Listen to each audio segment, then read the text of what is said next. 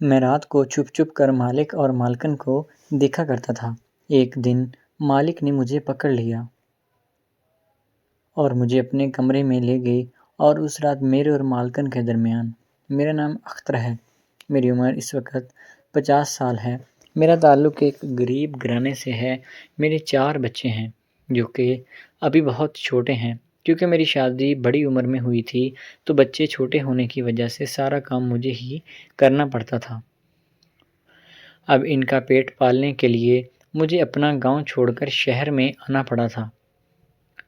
شہر میں مجھے ایک گھر میں نوکری ملی تھی جہاں پر میں چوکیدار اور مالی کا کام کیا کرتا تھا، یا یوں کہہ لیں کہ گھر کے جتنے بھی کام ہوتے تھے وہ میرے سے ہی کرائے جاتے تھے۔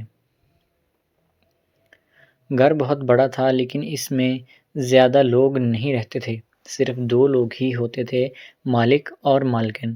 ان کی بھی کوئی عمر زیادہ نہیں تھی، وہ بہت ہی امیر گھر کے تھے تو ان کے گھر والوں نے شادی کے بعد انہیں یہ گھر تحفے میں دے دیا تھا۔ تو یہاں پر نیا نویلا جوڑا رہا کرتا تھا جس کی شادی کو ابھی 3 سے 4 مہینے ہی ہوئے ہوں گے۔ وہ دونوں ہی یہاں پر رہتے تھے۔ مالک کی عمر کوئی 30 سال ہوگی اور مالکن کی 25 سال کے قریب ہوگی۔ وہ دونوں اتنے خوبصورت تھے کہ میں کیا ہی بتاؤں، لیکن ایک چیز تھی کہ ان میں غرور وغیرہ بالکل بھی نہیں تھا۔ وہ میرا بھی بہت خیال رکھا کرتے تھے۔ میرا تعلق غریب گھر سے تھا، اس لیے مالی طور پر وہ مجھے بہت سپورٹ کرتے تھے۔ میری جتنی تنخواہ ہوتی تھی اس سے زیادہ پیسے وہ مجھے ویسے ہی دے دیا کرتے تھے، اس لیے مجھے بھی ان سے کوئی مسئلہ نہیں ہوتا تھا۔ اب گھر سے دور ہونے کی وجہ سے مجھے میری بیوی کی یاد بھی آتی رہتی تھی، کیونکہ میرا یہاں پر کوئی سہارا نہیں ہوتا تھا، اور 2 مہینے بعد مجھے چھٹی ملتی تھی، میں گھر واپس چلا جاتا تھا اور 2 دن کے بعد مجھے واپس بھی آنا ہوتا تھا۔ اب اتنے میں میرا من نہیں بھرتا تھا، اس لیے میرے اندر بھی ارمان جاگ رہے تھے، کیونکہ مالک مالکن شہر کے لوگ تھے، انہیں ان چیزوں سے کوئی بھی فرق نہیں پڑتا تھا۔ وہ دونوں میاں بیوی میرے سامنے ہی بیٹھ کر آپس میں ایک دوسرے کے بہت قریب بیٹھے ہوئے باتیں کرتے تھے اور ایک دوسرے سے مذاق کرتے تھے، گلے ملتے تھے، بوسہ دیتے تھے۔ جب میں یہ چیزیں دیکھتا تو میرے اندر بھی ارمان جاگ جاتے تھے۔ اب مجھے سمجھ میں نہیں آتا تھا کہ میں کیا کروں۔ اب میرے پاس اپنی خوشی خود حاصل کرنے کے علاوہ اور کوئی بھی چارہ نہیں تھا، تو میں وہی کام کیا کرتا تھا۔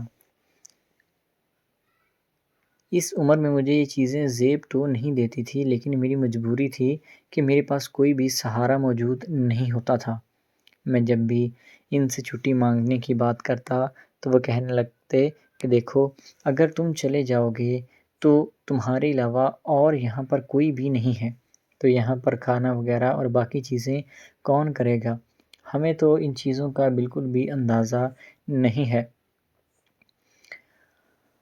ہمارا گھر تو چل ہی تمہارے سہارے رہا ہے۔ مالک کوئی خاص کام نہیں کرتے تھے اور مالکن بھی گھر میں فری ہی ہوتی تھی۔ میں نے اتنے گرے ہوئے کام کیے تھے، میں آپ لوگوں کو کیا ہی بتاؤں۔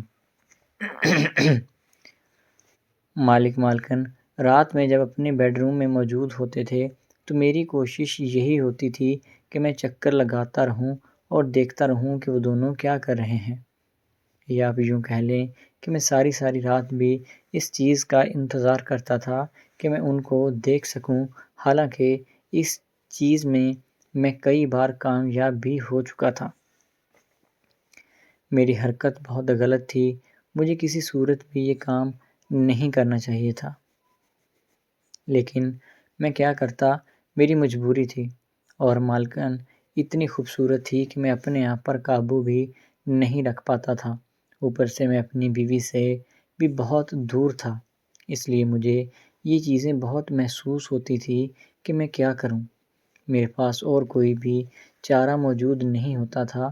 1-2 بار ان لوگوں کو شک بھی پڑا تھا کہ ان کے کمرے کے باہر کوئی نہ کوئی تو موجود ہوتا ہے، انہوں نے جب میرے سے یہ بات کی تو میں نے تو ان سے یہی کہا دیا تھا کہ ایسا کسی کو میں نے نہیں دیکھا کہ جو ہمارے گھر میں آیا ہو، لیکن اب انہیں کیا پتہ تھا کہ چور میرے اندر ہی موجود ہے اور یہ ساری حرکتیں میں خود کرتا ہوں۔